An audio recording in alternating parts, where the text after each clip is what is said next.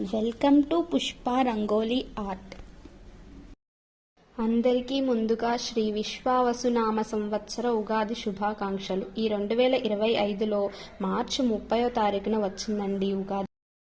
శతాయుష్యం వజ్రదేహం దదాత్యర్థం సుఖాని చ సర్వారిష్ట వినాశం చ నింబకం దళభక్షణం.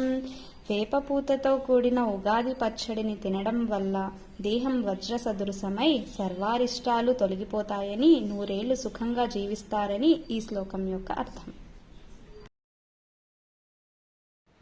అసలు మనం ఉగాది పండుగ ఎందుకు, ఎలా చేసుకుంటాము అని పూర్తి కథను చెప్తానండి.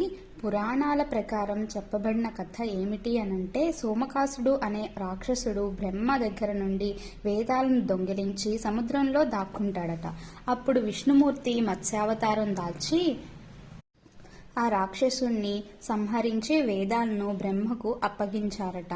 చైత్రశుద్ధ పాడ్యమి రోజునే వేదాలను తిరిగి పొందిన ప్రేమతో ఆ రోజు నుండి సృష్టిని తయారు చేయడం ప్రారంభించారట. ఉగాది రోజు ఈ శ్లోకమును చదివి ఉగాది పచ్చడిని తీసుకోవాలి. మీరు చదవండి, మీ పిల్లలతోనూ చదివించండి. అందరూ శతాయుషులయ్యి ఆయురారోగ్యాలతో సంతోష సంబరాలతో వర్ధిల్లాలని కోరుకుంటున్నాను.